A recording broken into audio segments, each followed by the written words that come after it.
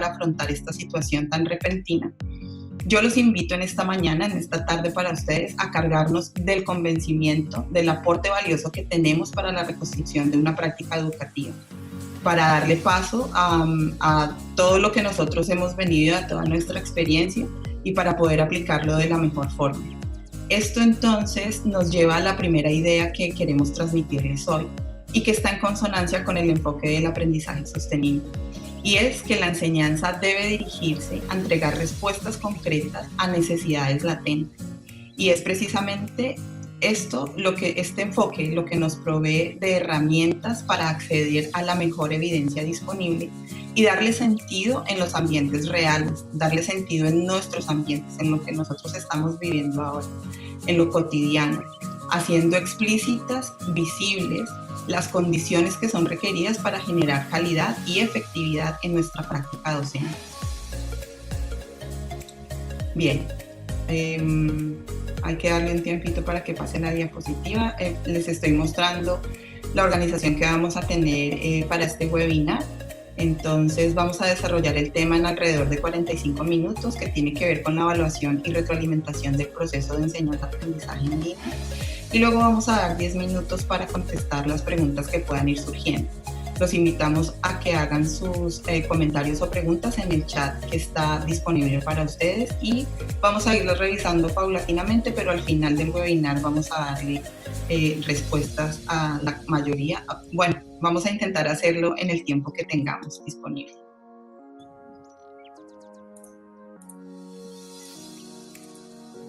Muy bien. Muchas gracias. Te escuchamos. Sí, vamos a entrar ahora en materia. Un saludo primero a todos los que están aquí al otro lado de la pantalla. Bueno, en los ambientes de aprendizaje, cualquiera sea que estos sean presenciales o sean espacios remotos como este en el que nos encontramos ahora y como los que muchos de ustedes estarán facilitando seguro en estos tiempos de pandemia, son varias las preguntas que nos surgen en relación a la pertinencia de nuestra enseñanza. Por ejemplo, ¿qué es lo que realmente mis estudiantes necesitan aprender? ¿Sí? También me pregunto cuál es el significado que tiene la educación y qué capacidades necesito y qué factores también necesito considerar para que este aprendizaje sea útil para la vida. Estas preguntas interpelan no solamente al docente, sino que también, como mencionaba Claudia, a los que somos padres y madres, también respecto a nuestros hijos. Son preguntas profundas, ¿sí? Pero en estos tiempos, donde tenemos que encontrar respuestas urgentes, es difícil tener el espacio ahora para filosofar sobre ellas y debemos, por el contrario, actuar rápido, pero con cautela, porque tenemos la vida de los futuros ciudadanos en nuestras manos. Es por eso que el enfoque del aprendizaje sostenible nos entrega herramientas para tener respuestas más claras a la luz de las 3 dimensiones. No sé si todos los que están presentes participaron del webinar que hicimos hace unas semanas atrás, donde expusimos en mayor detalle el enfoque del aprendizaje sostenible y su pertinencia a este momento de enseñanza más remota. Vamos a ser quizás un poco reiterativos para los que ya participaron, pero solo comentar cuáles son las 3 dimensiones que el aprendizaje sostenible resalta. Son 3 dimensiones que deben estar al mismo tiempo participando, ¿sí? Para que el aprendizaje se llame aprendizaje sostenible. La primera dice que todos los estudiantes tienen que aprender, ¿sí? La segunda, que lo que enseñemos, que la enseñanza que ofrezcamos sea significativa.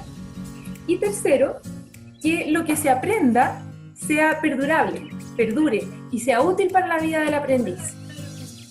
Cuando hablamos de que todos los estudiantes aprendan, no podemos pasar por alto que son muchos los factores que influyen en el alcance de aprendizajes equitativos, relevantes y perdurables. Más aún si consideramos que estos nuevos eventos nos han dejado un poco sin base, porque estamos en aulas en donde ya no trabajamos en un espacio y en un tiempo definido. Son aulas en línea que tenemos que aprender a conocer también. Además, de pronto han entrado más integrantes a esta nueva aula. Y nos referimos a los miembros de la familia que acompañan a nuestros estudiantes las 24 horas del día. Entonces, sumado a los factores que podríamos decir que son más habituales de considerar al planificar mi clase, como el conocer a mis estudiantes, identificar y seleccionar el material o generar una planificación curricular, debemos sumar otros factores que definitivamente están impactando en la forma de aprender, y no solo en la forma, sino en el contenido vital a aprender, ¿sí? Tenemos que poder redefinir cuál es el contenido y cuál es el propósito que este tiene para el aprendizaje de hoy en día. Y es aquí donde es necesario evaluar la pertinencia, ¿sí?, de nuestra enseñanza. De la misma manera, es importante reconocer nuestro valor como docentes. Tenemos experiencia, tenemos conocimiento, tenemos habilidades personales y también profesionales como docentes. Esta nos permite enseñar de manera eficaz para activar el aprendizaje. Me gustaría aquí resaltar una idea que es clave para el éxito del proceso de aprendizaje, y es que además de confiar en lo que hacemos y en lo que sabemos, es poder tener claridad de cuál es el impacto de la enseñanza, ¿sí? Así que estas habilidades, conocimientos y experiencias que tenemos están a nuestro favor.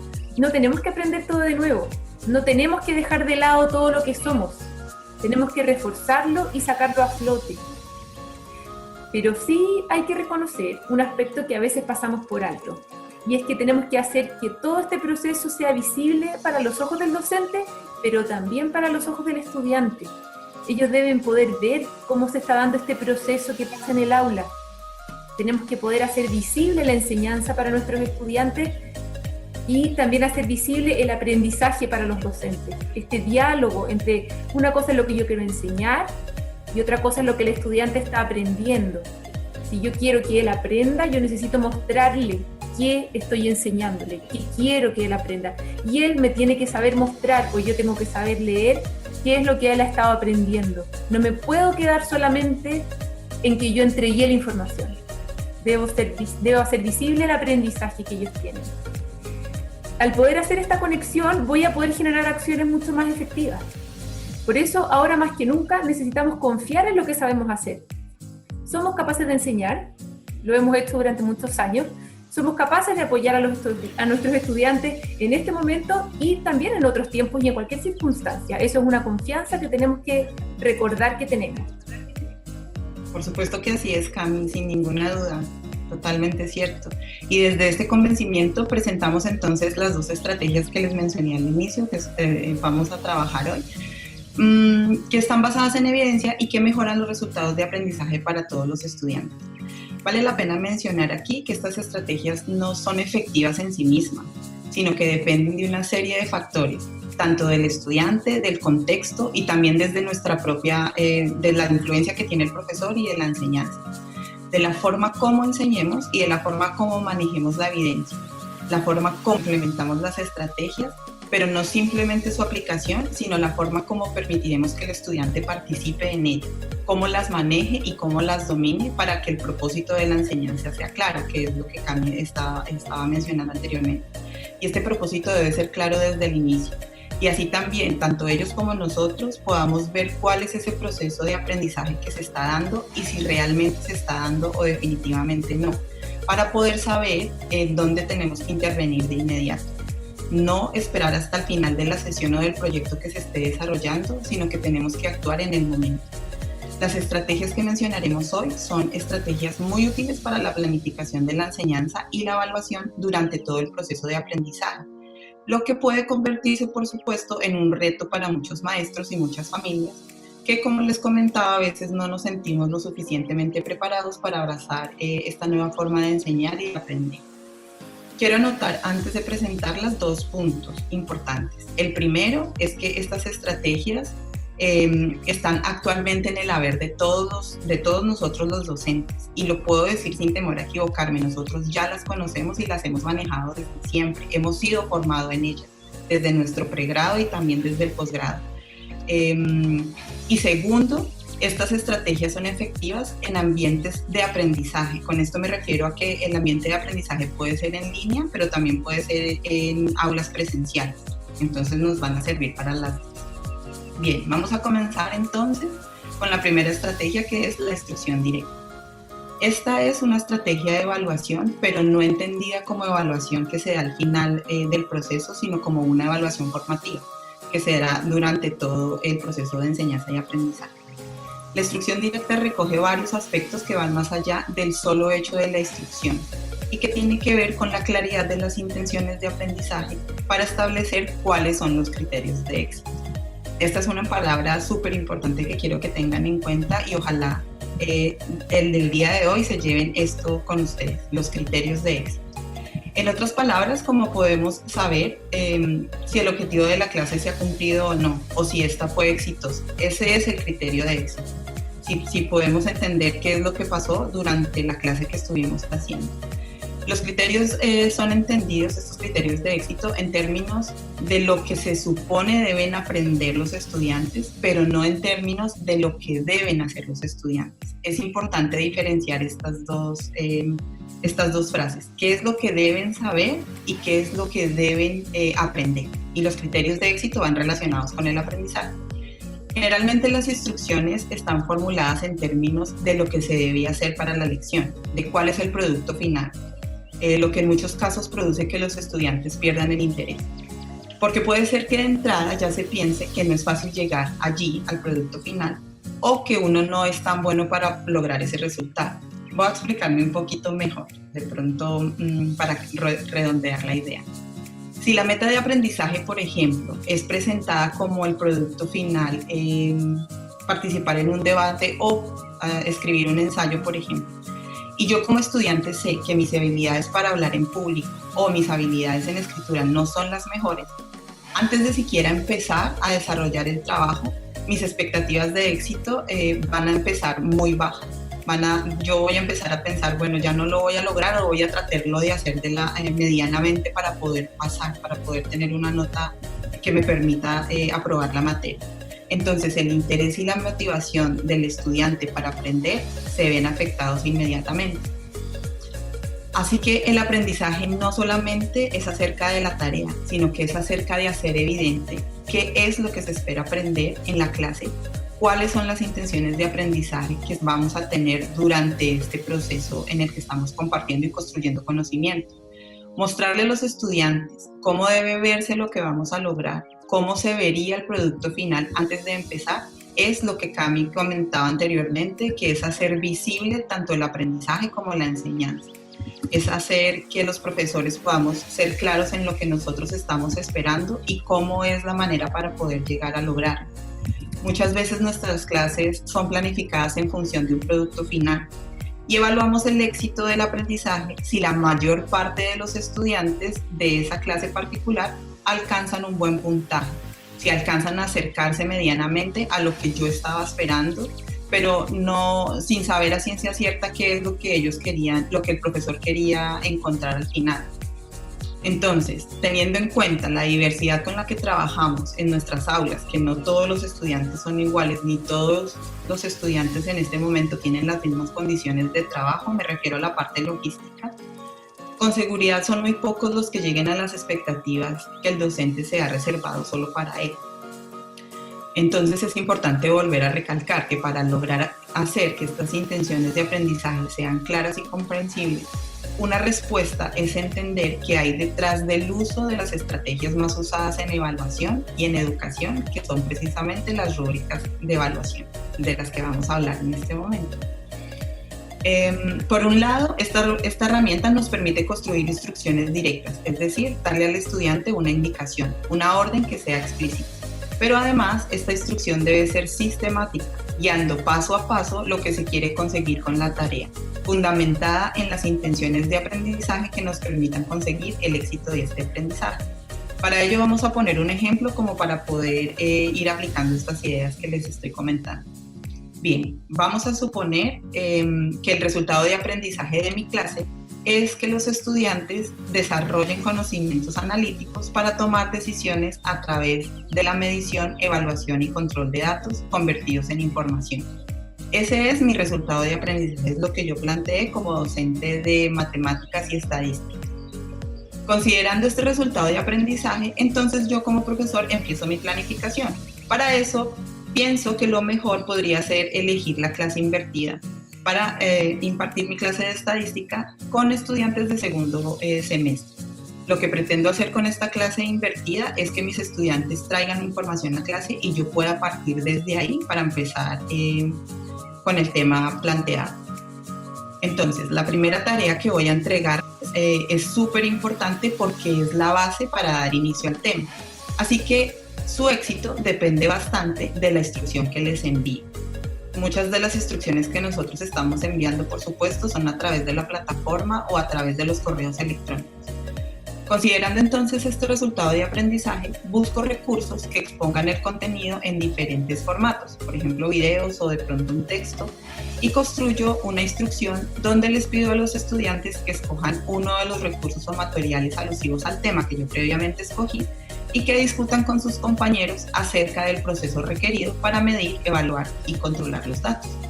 Luego, lo que hago básicamente es enviar la tarea por la plataforma o de pronto por WhatsApp, si me doy cuenta que algunos de ellos no tienen la posibilidad de conectarse a Internet desde el computador. Y también he notado que de pronto algunos de mis estudiantes no tienen la posibilidad tampoco de tener un WhatsApp, entonces trato de mediar con ellos otra forma para poder enviar la información. Luego de hacer este envío y de editar la instrucción, de presentar los materiales y de planificar mi clase invertida, entonces espero la respuesta en el plazo que yo les estipulé para ello. Entonces ya estoy completa con mi actividad de clase, con la apertura que le voy a dar al tema.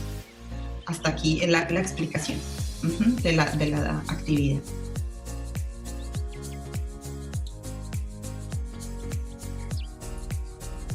Bien.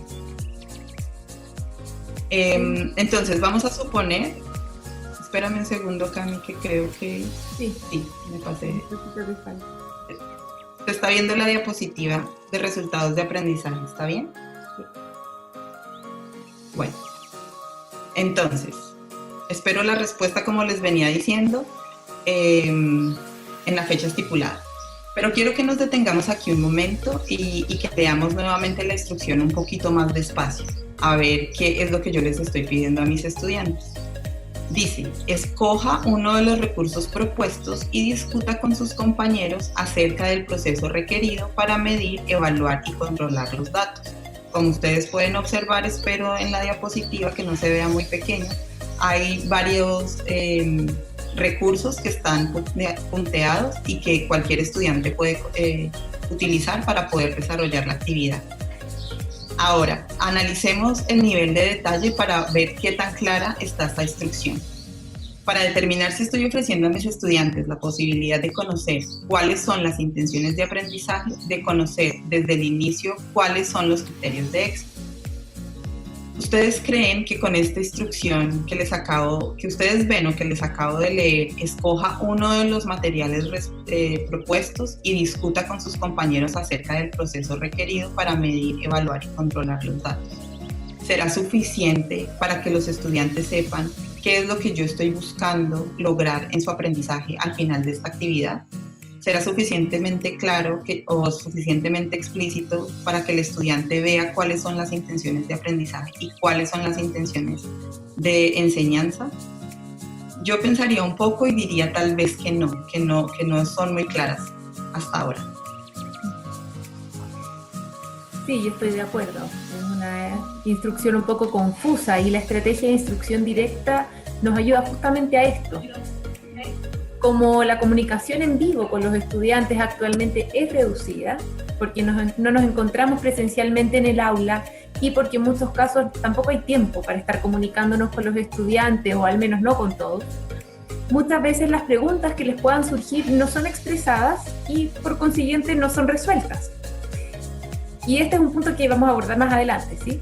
Pero antes de que surjan esas preguntas, esta estrategia lo que busca es aclarar el contenido lo más posible dentro de lo que queremos enseñar y construir una instrucción que tenga suficiente detalle para que sea entendida por los estudiantes y así ellos puedan desarrollarla de la mejor manera sin necesitar de tanto acompañamiento individualizado por parte nuestra. Esto va alineado con dar mayor autonomía a los estudiantes en su proceso de aprendizaje. Algunos profesores con los que trabajábamos hace poco comentaban que quizás es cultural o algo así, que los estudiantes esperen que el docente entregue el conocimiento. Quizás eso sea cierto, quizás en Latinoamérica cuando somos estudiantes estamos acostumbrados a que el profesor tenga las respuestas, pero no por eso es algo inamovible. podemos incentivarlos y debemos incentivarlos, sobre todo en este contexto, a trabajar de forma autónoma y que justamente esa autonomía sea disfrutada desde el conocimiento de que lo que estoy haciendo y de lo que estoy entendiendo tiene una lógica, y yo sé hacia dónde voy, y que no por el contrario se convierta en un quebradero de cabeza, ¿sí? Esta estrategia ayuda a eso y recalca que soy yo, el docente, el responsable de que ellos tengan claridad en lo que les estoy pidiendo. Depende de mi habilidad para comunicar con claridad y precisión. Es muy sencillo y es muy habitual también que muchas veces digamos que los estudiantes son los que no han logrado entender o que el padre de familia no ha podido explicar de manera correcta la actividad, pero ese trabajo es mío, es responsabilidad mía, y por lo tanto usar esta estrategia ayuda a poder desempeñarlo de mejor forma. Ahora, la aplicación concreta de esta estrategia se puede implementar así. A ver, primero debo construir y compartir los resultados de aprendizaje esperados con los estudiantes. Ellos deben saber qué esperamos que logren con cada actividad. Eso no puede ser un misterio. Solo si ellos saben qué es lo que esperamos que logren, van a poder entender esta guía, este paso a paso que haremos hacia el alcance de ese propósito. Aquí tenemos que recordar la primera dimensión del aprendizaje sostenible, que dice que todos los estudiantes aprendan. ¿Significa esto que todos los estudiantes tienen que aprender lo mismo o de la misma forma? La verdad es que no, justamente lo contrario. Para que todos aprendan y para que todos progresen en el aprendizaje, debemos reconocer sus diferentes características y plantear actividades que supongan un reto alcanzable para uno de ellos. Es importante esto del reto alcanzable. Suena un poco paradójico. Un reto habitualmente lo entendemos como algo que nos queda grande, y el hacerlo alcanzable uno dice, bueno, ¿es un reto o no es un reto? Debemos manejarnos en un límite en donde el estudiante sea capaz de llegar hasta donde le estoy diciendo, yo le muestro la guía, pero el estudiante debe progresar. Es muy importante que planteemos actividades que sean desafiantes. Si las hacemos demasiado desafiantes y el estudiante no la logra y nosotros no estamos a su lado para poder tutorar ese proceso, probablemente no estemos favoreciendo el aprendizaje y logremos resultados indeseados. Sino, tenemos que preocuparnos de planear con mucho cuidado cuál es el reto alcanzable para el aula, pero también para grupos de estudiantes que pueden requerir retos alcanzables diferentes que los que yo había pensado para mi aula completa, y los que tenemos más de un aula, qué sé yo, el paralelo A, B y C. Sin duda los retos pueden ser muy diferentes en un paralelo y en el otro. Eso también hay que tenerlo en cuenta. Mi clase no es estándar, eso es lo que quiero decir, ¿sí? Luego, a medida que conozco a mis estudiantes, me voy dando cuenta de que no todos responden bien cuando, por ejemplo, pido que escriban un ensayo, ¿sí? Entonces voy a tener que ofrecer otras alternativas para que desarrollen su trabajo y demuestren su aprendizaje. Lo importante es entender que una cosa es lo que yo quiero entregar, qué es lo que ellos quieren, qué es lo que quiero que aprendan, más bien dicho, y otra cosa es cómo quiero que expresen que aprendieron. Muchas veces ellos logran comprender, logran desarrollar el aprendizaje que yo espero, pero si les pongo como medio una estrategia de entrega del contenido que no es adecuada a su nivel de habilidad, ellos no van a poder demostrar su aprendizaje y yo no voy a saber si realmente aprendieron o no. Entonces tengo que ofrecer alternativas para que desarrollen su trabajo y demuestren el aprendizaje, y aquí las opciones son múltiples. Depende también de la asignatura, sin duda, pero podemos hacer cuadros sinópticos, videos, maquetas, o por ejemplo, un mismo texto de lectura puede ser para todos, pero haciendo variaciones en la forma de entregarlo y también en la forma en que espero que ellos lo utilicen para demostrar su aprendizaje. Algunos estudiantes yo puedo pedirles que solamente me hagan un resumen, otros que desarrollen un texto creativo a partir de lo que leyeron, otros que lo dramaticen, otros que hagan un programa de radio, en fin. Hay una serie de formas de demostrar el aprendizaje que no significa modificar el resultado de aprendizaje que yo quiero ver, ¿sí? Una cosa es lo que quiero que ellos me demuestren que aprendan, y luego veo cómo quiero que me lo demuestren, ¿sí?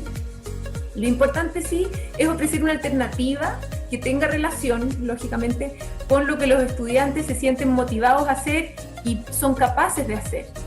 No se trata de abrir un abanico inmenso de opciones, porque esto puede confundir en vez de ayudar. La idea es ser pertinente y ser responsivo con lo que estamos ofreciendo, es decir, que hay una relación clara entre lo que yo ofrezco como opción y lo que sé que mis estudiantes manejan y se interesan en desarrollar. Aquí estoy aplicando la segunda dimensión del aprendizaje sostenible, que es la enseñanza significativa. Debemos reconocer que las formas para aprender son variadas y tenemos que seleccionar la que sea más adecuada según las características de los estudiantes y de su contexto.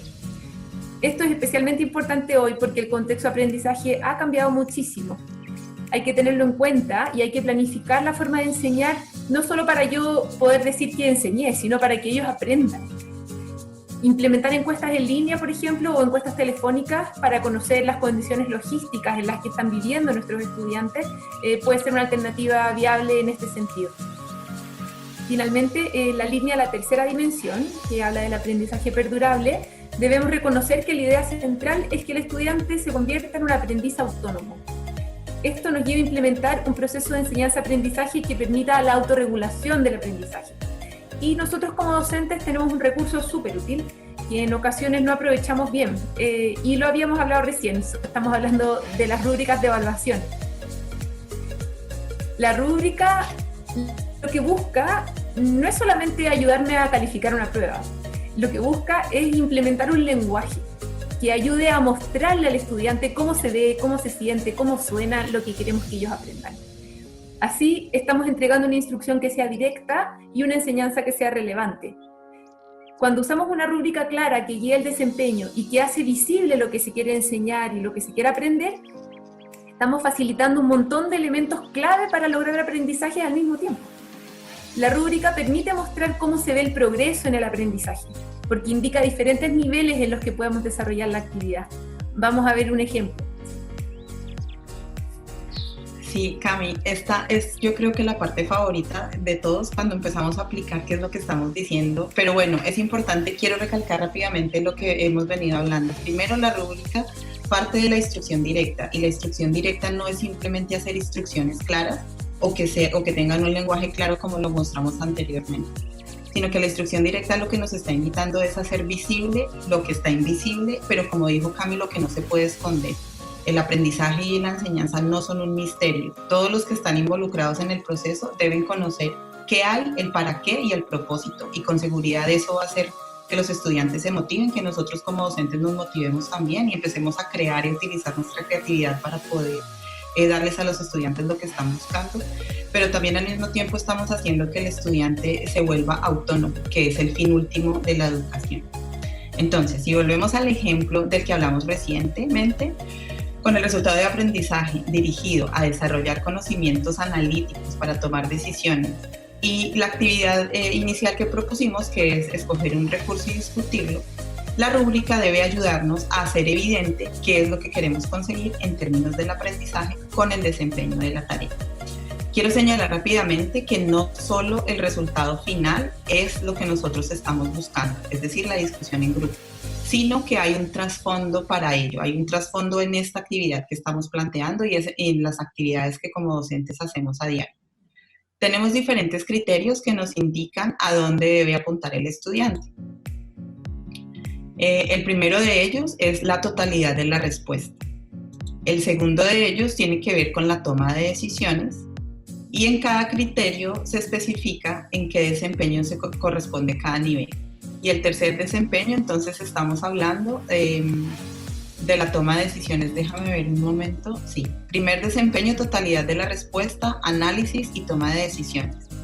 Y en cada uno se especifica el desempeño que corresponde a cada nivel de la tarea.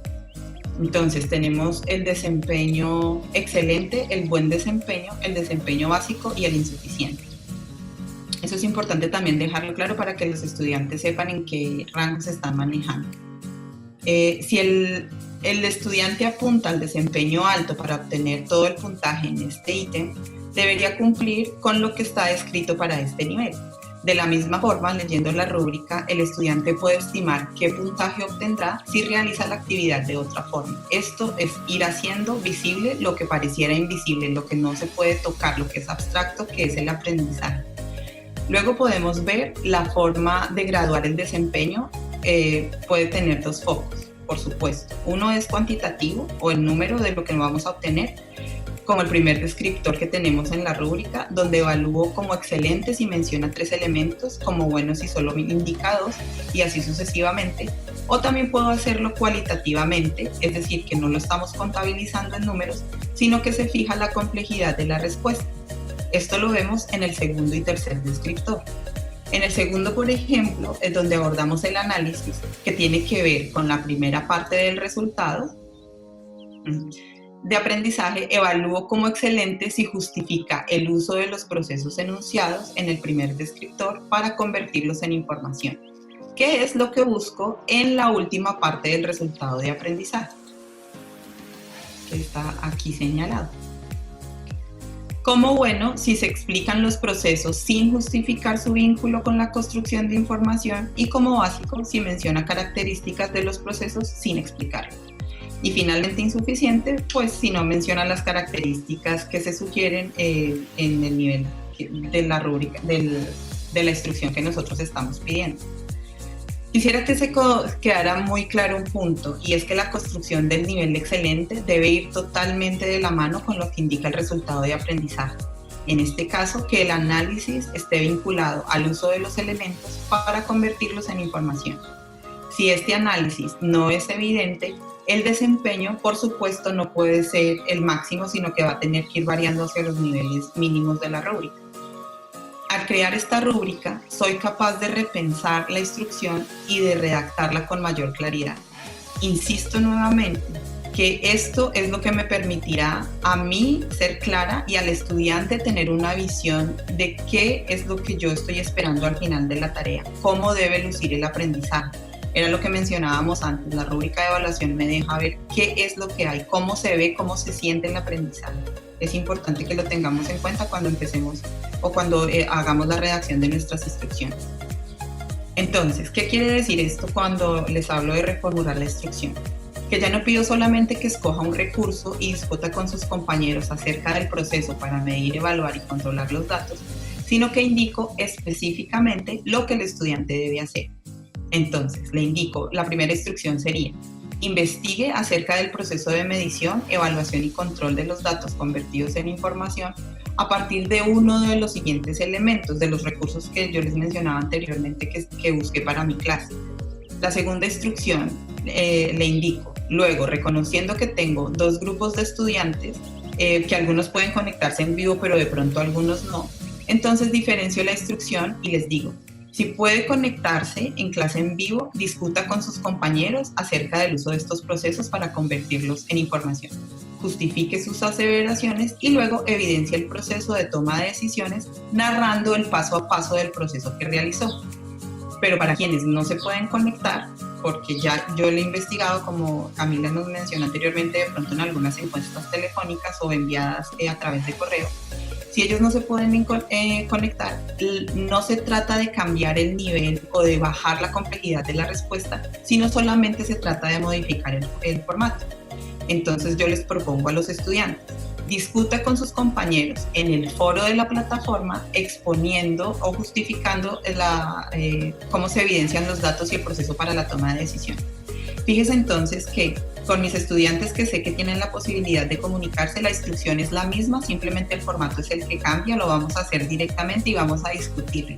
Pero con mis otros estudiantes, que sé que tienen alguna imposibilidad para conectarse en vivo, lo vamos a hacer, pero a través del foro. Sin embargo, los criterios para los dos grupos son lo mismo. El ajuste o la adecuación aquí no se trata de hacer menos el contenido o de hacer que la instrucción sea de menor nivel. Finalmente, el producto para toda la clase, independientemente si se conectan o no, es la elaboración de un reporte individual dando cuenta del proceso de toma de decisiones a través de la medición, evaluación y el control de datos. Es importante tener esto en cuenta porque si ustedes se fijaron en la primera instrucción, yo como docente simplemente les dije discuta con sus compañeros, pero queda como en el ambiente, ¿cómo lo voy a discutir?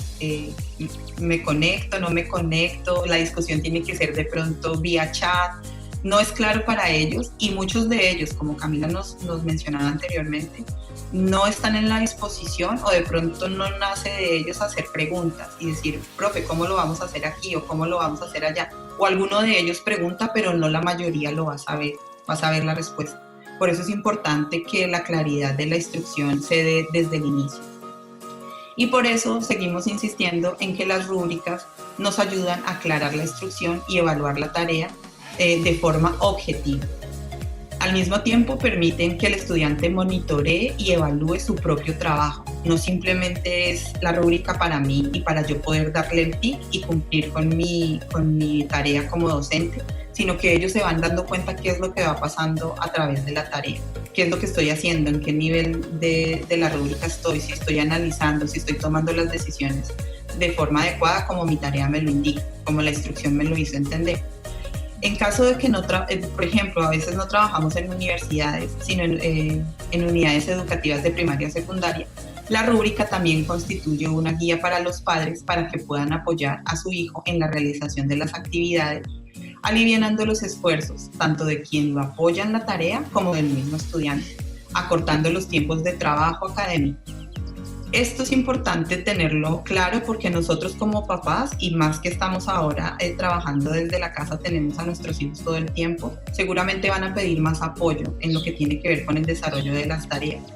Y para muchos de ellos es más difícil poder entender qué es lo que el docente quiere porque no puede pedir explicaciones en vivo. Esto yo lo utilizo mucho con mis hijos y es seguir la actividad hasta el final, pero basándonos en la rúbrica. Y la claridad de la rúbrica es la que nos ha permitido ahorrar una cantidad de tiempo y sobre todo de frustraciones que a veces pasan cuando el papá intenta explicarle al hijo y el hijo no entiende y bueno, ahí ya se forman otro tipo de situaciones. De esta forma, en cualquier contexto de aprendizaje, la rúbrica se puede utilizar como una herramienta para guiar el proceso de trabajo. No solo como un elemento de evaluación sumativa, por supuesto que no, sino para que sea la formación del aprendizaje, la visibilidad de la enseñanza, qué es lo que está pasando y en qué se debe hacer ajustes. Se puede entonces autoevaluar el trabajo, esto nos hace que los estudiantes sean autónomos y que vayan desarrollando esta capacidad de independencia. En estos tiempos de coronavirus es fundamental que la enseñanza sea muy explícita, poniendo al alcance del estudiante y de su familia, si fuera el caso, los recursos para progresar en el aprendizaje y ser mucho más eficientes en el uso del tiempo destinado para las actividades que se tienen que desarrollar a nivel académico.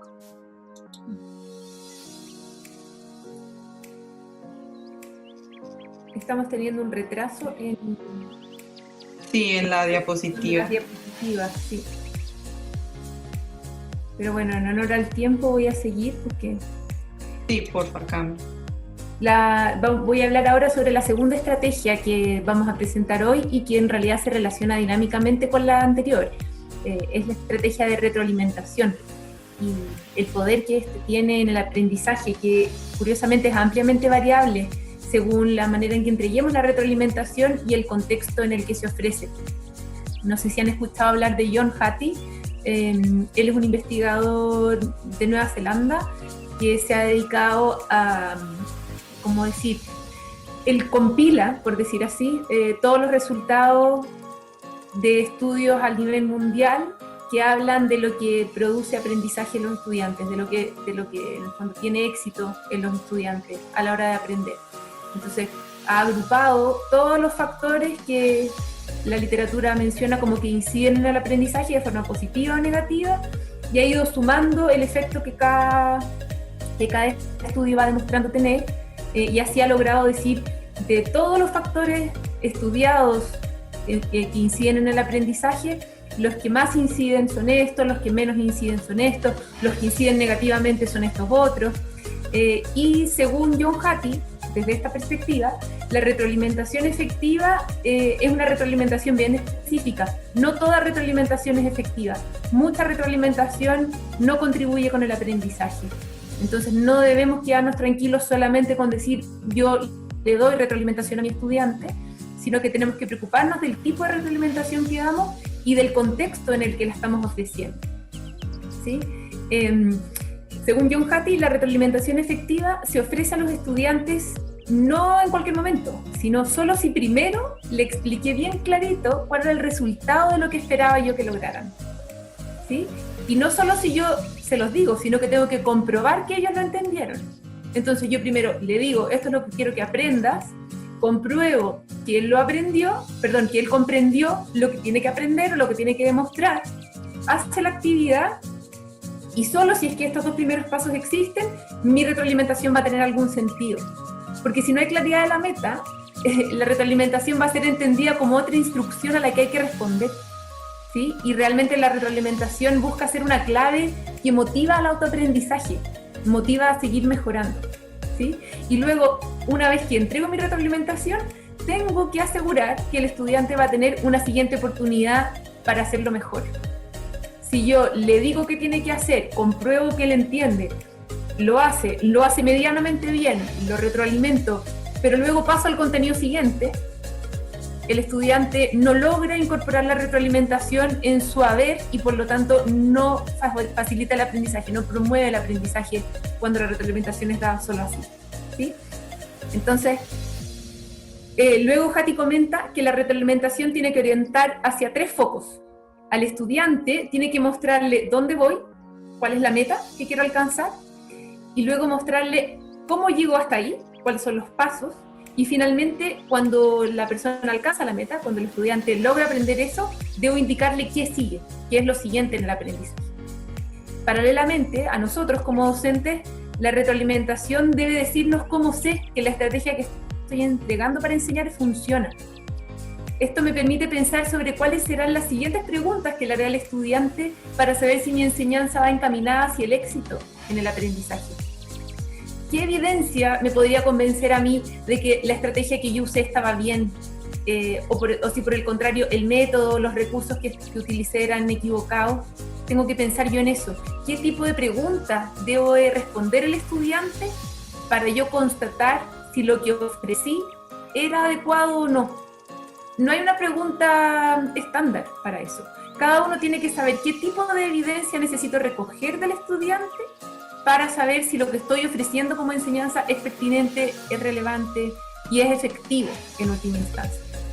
En tiempos de cuarentena, lo clave es fortalecer la capacidad de autorretroalimentación de nuestros estudiantes. Tenemos que motivarles a que sean ellos capaces de reconocer sus errores, ver si es que hay error o no, y también ofrecerles esta posibilidad para dar un mejor desempeño. En esto es muy importante también que ellos aprendan a pedir ayuda cuando lo estimen necesario. Tenemos que crear un ambiente en donde el error no sea considerado un problema.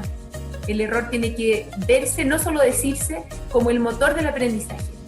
Y en la medida de que yo como docente, no solo yo tengo que tener esta actitud, sino que tengo que asegurar que los compañeros de mi estudiante también promuevan las preguntas, promuevan los errores para poder efectivamente usarlos como motor. Ciertamente estas reflexiones nos llevan a muchas interrogantes y una pregunta que seguro que surge aquí es ¿qué herramientas podemos poner a disposición del estudiante para apoyar este proceso?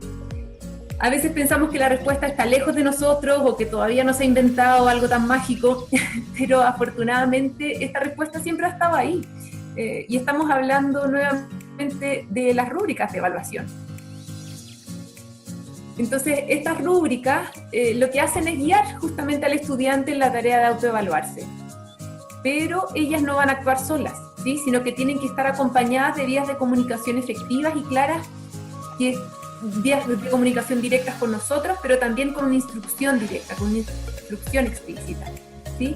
Pero hay que tener atención con algo, y es que aunque la rúbrica sea clara, y aunque el canal de comunicación, a mi parecer, también sea claro y esté muy abierto, aún así no todos los estudiantes van a pedir ayuda o van a hacer preguntas. Y por muy clara que esté la instrucción a mi gusto, no para todos los estudiantes lo va a estar, ¿sí? Ni la instrucción ni la rúbrica va a ser tampoco quizás tan digerible por los estudiantes, sobre todo en un inicio. Si es que no tenemos costumbre y los estudiantes no tienen costumbre de utilizar la rúbrica en el proceso de construcción de una tarea, lo más probable es que sea complejo entregárselas y esperar a que hagan magia por sí solas. Tenemos que hacer bastante en el intermedio, tenemos que tutorar un poco cómo se usa la rúbrica en el proceso de aprendizaje. Y esto nos lleva a pensar en que tenemos que implementar esta segunda estrategia, que es la retroalimentación. Esta nos va a ayudar a conocer qué es lo que ellos piensan acerca de la tarea. Quiero aclarar aquí que, aunque quizás estamos hablando de dos estrategias, estas no están separadas, ¿no? Sino que son complementarias y juntas sin duda hacen un mejor equipo. La retroalimentación nos va a permitir hacer un monitoreo constante, pero lo interesante es que nosotros no somos un supervisor, ¿sí? Sino que somos un compañero, un apoyo. Nos va a ayudar entonces a hacer una retroalimentación amable, cercana, porque solo a través de la retroalimentación positiva vamos a hacerles sentir que efectivamente lo que nos importa es que aprendan. Nosotros no somos una figura de autoridad que está ahí para juzgar, ni solo para determinar si una tarea está buena o mala, como quien entra aquí a fiscalizar, sino que lo que buscamos es saber si esto está bien o está mal para ofrecer ayuda para que mejoren. Es completamente diferente la actitud. A través de este diálogo que permite la retroalimentación, nos vamos convirtiendo en un apoyo y no en un juez. Y eso permite justamente lo que hablaba recién, que los estudiantes se sientan en un ambiente seguro y confortable para mostrar sus errores y hacer preguntas. Aprovechemos ahora a que por el contexto mucha de la retroalimentación que estamos entregando va a poder ser más planificada. Ya no va a ser tan fácil hacer un comentario positivo o negativo de un trabajo, de un comportamiento en vivo, de forma como al aire, sin mucha planificación, sino que necesariamente va a ser un mensaje de texto, una nota de voz, un video, en fin, diferentes medios de comunicación que nos van a permitir chequear que el comentario que yo estoy entregando realmente contribuye al desempeño y a la confianza del estudiante en que sí puede mejorar, en que sí puede hacerlo mejor. Mi retroalimentación va encaminada hacia allí. Si yo a alguien le comento algo, es porque sé que puede llegar hasta ahí. Y en ese sentido tengo que tener ojo, porque no puedo comentarle al estudiante toda la cantidad de cosas que hizo mal. Lo importante es escoger de todas las cosas que yo podría comentar, cuáles son las claves que le van a permitir a este estudiante ir mejorando su desempeño. Porque lo que busca la retroalimentación no es demostrar que yo como profesor sé mucho. El objetivo de la retroalimentación es que el estudiante aprenda y que sea capaz de mejorar su desempeño. Cuando yo me paro al retroalimentar desde una actitud de decir esto está mal, esto está mal, esto está mal, o esto está bien, esto está bien, esto está bien, eso al estudiante realmente no le enseña qué es lo que debiera hacer diferente, qué es lo que podría potenciar. Entonces, la invitación es un poco a concentrarse quizás en un par de puntos clave que permiten que el estudiante despegue. Eso es lo que queremos. No que el estudiante lo haga lo mejor posible, que lo haga muchísimo mejor de lo posible, ¿sí? Queremos que supere sus propias expectativas, no que dé lo mejor de sí mismo. Lo mejor de mí misma es, yo siempre soy lo mejor de mí, ¿no? Lo que yo quiero es que él sea mejor todavía que eso, y para eso tengo que dar una retroalimentación que le muestre que tu techo está mucho más arriba de lo que tú estás entregando hoy en día, ¿sí? Pasemos a la siguiente. Sí, una última idea que quisiéramos compartir. Claro, si puedes pasar a la siguiente diapo. Ya va a llegar. Ya. Lo último que quisiéramos compartir es que la retroalimentación efectiva no es necesariamente entregada por mí, por el docente, en el fondo, ¿sí? Sino que la retroalimentación es todo lo que el estudiante obtiene sobre su desempeño, desde diferentes fuentes. Eso quiere decir que no me tengo que encargar yo de escribir y decir y comentar largo y tendido todo lo posible, sino que me tengo que encargar más de que el estudiante tenga diferentes fuentes que le estén entregando retroalimentación correcta, ¿sí? Entonces, más que buscar la manera de yo entregar mi retroalimentación, tengo que esforzarme en que el estudiante obtenga retroalimentación, ¿sí? Y retroalimentación correcta. Esta lámina muestra justamente diferentes formas en que el estudiante puede recibir la retroalimentación. Y un ejemplo es justo lo que hemos venido hablando, que tiene que ver con poner la rúbrica a disposición del estudiante, para que éste oriente el desempeño hacia un nivel más alto de logro, ¿sí? No usarla solamente como una herramienta para objetivar la evaluación, sino que entregársela junto con la instrucción para que él pueda hacer su trabajo bien claro respecto a cómo se ve este desempeño cuando está en el nivel más alto. Sí, bueno, quisiéramos compartir con ustedes un montón de más cosas. Ese es un tema bien apasionante y que nos llena de motivación y alegría, porque es precisamente hacer visible lo que nosotros hacemos diariamente, pero como ponerlo para que todos los ojos lo vean y se sientan motivados desde el entendimiento y la comprensión de lo que está pasando en el proceso de enseñanza y aprendizaje. Hoy quisimos compartir con ustedes 2 estrategias para apoyar la enseñanza, pero también reafirmar la certeza con la que siempre nosotros en el equipo de ALATA trabajamos, y es que nuestros docentes ya tienen un cúmulo de experiencias y conocimientos que aportan enormemente al crecimiento de cada una de las personas que impactan con su trabajo, no solamente a los estudiantes, sino también a sus familias. Y son ustedes los protagonistas en este proceso.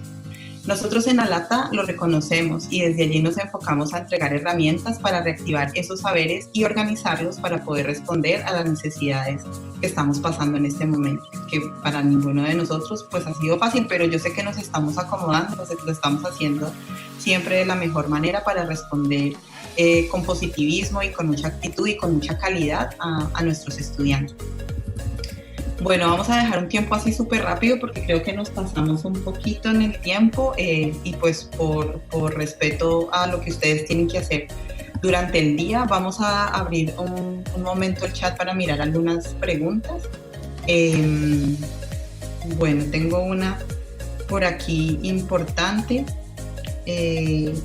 Dice, ¿las rúbricas pueden aplicarse para cualquier grado escolar o solamente son aplicadas para la universidad?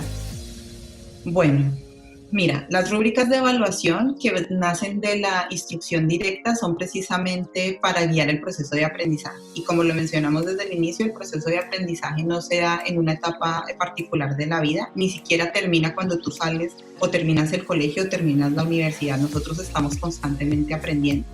Entonces las rúbricas de evaluación son utilizadas para guiar un proceso de aprendizaje en cualquier etapa. Se utilizan desde los primeros grados, desde pre-kinder y kinder, desde la educación inicial, hasta los grados de los posgrados, los doctorados, es decir, que son es una amplia gama. También quiero decirles, y eso es algo que me ha servido un montón, las rúbricas de evaluación también sirven para guiar el comportamiento en casa. Los hijos también pueden tener una rúbrica de evaluación o de comportamiento de la forma en que yo espero que ellos hagan alguna tarea en específico, pegada en la nevera, en el refrigerador, y seguramente que los resultados van a ser muchísimo mejores. Se los digo por experiencia, eso me ha funcionado un montón, para poder hacer que el tiempo se optimice, para poder hacer que las relaciones se optimicen, para poder hacer visible lo que yo estoy esperando de ellos. Entonces, la respuesta es sí, las rúbricas se utilizan en cualquier etapa educativa o de educación, de cualquier grado. No sé, Cami, si quieras agregar algo más mientras veo la otra pregunta. No, aquí tengo otra pregunta. Bueno. Llegó, sí. Una persona pregunta ella dice, si se recomienda plantear diferentes actividades evaluativas para garantizar el aprendizaje, ¿qué hacer en el caso de que tal actividad es también una forma de enseñanza? Es una muy buena pregunta. Dice, por ejemplo, si lo que se busca es que el estudiante muestre su capacidad de escribir por medio de ensayos, ¿cómo se logra esa meta si lo que estábamos sugiriendo recién es ofrecer diferentes tipos de evaluación? Es muy interesante la pregunta. Efectivamente, si el resultado de aprendizaje que yo estoy queriendo conseguir con mi enseñanza tiene que ver con la escritura de ensayos, la forma de entregar el trabajo debe ser un ensayo, ¿sí?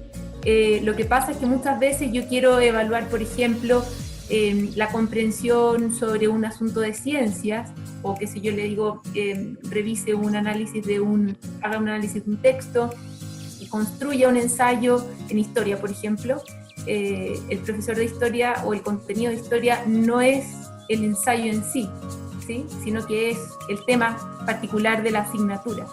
Pero cuando yo espero que ese tema se visualice en un ensayo, estoy también evaluando el ensayo, ¿sí? Entonces es muy importante ser capaz de distinguir cuál es el modo en que voy a entregar la actividad y cuál es el contenido que quiero que el estudiante aprenda.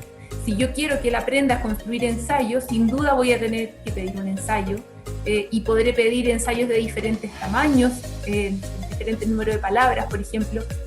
A algunos estudiantes les podré pedir ensayos con entregas más periódicas, por ejemplo, decirle primero, entrégame la estructura de tu ensayo, yo te la retroalimento, luego entrégame, qué sé yo, el cuerpo construido y la conclusión y finalmente la introducción, que es lo que habitualmente escribimos al final en un ensayo, ¿no? En cambio, una persona que tenga un nivel de escritura mucho más desarrollado puedo saltarme pasos o pedirle un ensayo que tenga otra extensión o cambiar la pregunta del ensayo para poder evaluar el contenido ensayo de diferentes maneras, ¿sí?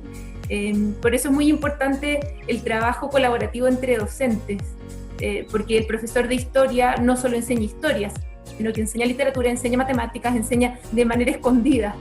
Entonces, estar al tanto del nivel de desarrollo de esas otras habilidades, sobre todo matemáticas y lenguaje, en todas las asignaturas, es clave para poder efectivamente entregar contenidos adicionales de las asignaturas específicas que estén anclados en los métodos de entrega de conocimiento y de comunicación y lenguaje, que son numéricos y de lenguaje escrito y oral. ¿Sí? No sé, Clau, si quieres agregar algo sobre ese tema. Sí, solamente agregar algo para poder responder la siguiente pregunta, que tiene que ver con lo que acabas de mencionar. Y es lo que hemos venido diciendo a través del webinar. Las intenciones de aprendizaje o el éxito del aprendizaje no se dirige solamente a la tarea en particular o al producto final, que en este caso sería el ensayo, sino que hay que mirar también ese ensayo está planteado para que me lleve a qué procesos de aprendizaje. Como dice Cami, si el resultado final o la intención de aprendizaje es aprender a hacer ensayos, por supuesto que esa va a ser, vamos a tener que concentrar nuestros esfuerzos allí. Pero si ese ensayo tiene que ver con otro tipo de procesos o con otros conocimientos, es la forma en la que nosotros debemos ir planteando la rúbrica para que el estudiante tenga claridad qué es lo que va a aprender y que finalmente el producto va a ser un ensayo. En ese momento es donde nosotros como profesores debemos responder a las necesidades de los estudiantes y estar muy abiertos al diálogo y poder negociar con ellos, porque finalmente el producto no es lo que va a determinar si tu estudiante aprendió o no. Y esto es lo que quería ligar con otra pregunta que nos están formulando. ¿Las rúbricas obstaculizan o promueven el aprendizaje? Las rúbricas de evaluación no son un elemento para evaluar o para decir está bien o está mal. Las rúbricas son un instrumento formativo de cómo se está dando el proceso. Cuando tú ves los diferentes niveles, excelente, medianamente excelente o insuficiente, por ejemplo, y ves los diferentes criterios, el estudiante y también el docente se puede dar cuenta cuáles son los procesos que se van desarrollando a nivel de enseñanza y de aprendizaje. Entonces uno puede estar un poquito como caminando a través de la rúbrica y tú te vas dando cuenta del progreso. Como les decía, nosotros aplicamos mucho esto con nuestros estudiantes y lo aplico yo aquí con mis hijos. Tú estás haciendo esta tarea, dime qué resultado ves, cómo lo estás viendo y según lo que tú analizas, en qué parte de la rúbrica estás. Entonces ellos se sitúan en una. ¿Quieres llegar al resultado excelente? Entonces hace falta algunas cosas, hace falta algún análisis, hace falta algún vínculo y ellos mismos empiezan a hacer ese proceso de autonomía en el aprendizaje para llegar a alcanzar la meta final. No alcanzar el resultado, por ejemplo, para una exposición, porque seguramente sus habilidades orales no son las mejores, pero sí mirar cuáles son los criterios de aprendizaje que me está pidiendo la rúbrica. Bueno, hay muchas otras preguntas, pero nosotros estamos ya pasados de tiempo, vamos a procurar responderlas en nuestro próximo webinar y a las personas que nos están preguntando para poder como ir manejando todos estos temas que son súper importantes y desde sus preguntas nosotros también empezamos a construir y todos nuestros cursos y proyectos en ALATA están basados en las interrogantes que los profesores están teniendo todos los días y que afortunadamente nos comparten. Bueno, déjenos entonces sus preguntas en nuestras redes sociales. Espero que la diapositiva ya se haya visto. O en nuestra página web donde encontrarán más información también acerca de nosotros y acerca de nuestros cursos. Ahora mismo estamos ofreciendo unos cursos más específicos en relación a estos temas, entonces ustedes pueden entrar allí y darle una revisadita a nuestra página web. Les comento además que todos quienes están presentes en este webinar van a recibir el certificado de participación en su correo electrónico como máximo hasta este fin de semana. Tenemos que validar, por supuesto, el registro de los datos y luego vamos a hacer la entrega de este documento a los correos electrónicos con los que ustedes se inscribieron. Somos Claudia Pulido y Camila Castro. Y en nombre de todo el equipo de Alata que está también acompañándonos en este momento, les enviamos un muy caluroso abrazo y nuestros más sinceros agradecimientos por permanecer allí, por estar siempre con nosotros, por ayudarnos a construir en este mundo que necesitamos tantas cosas, pero que toda esta experiencia tan rica y tan importante se reúne en estos espacios de construcción. Les agradecemos muchísimo, que tengan una feliz tarde, una feliz noche, y que tengan también un espacio y una horita para sentarse y relajarse y descansar, porque sé lo difícil que es ser docente, papá y mamá al tiempo. Que tengan una feliz tarde. Buenas noches a todos.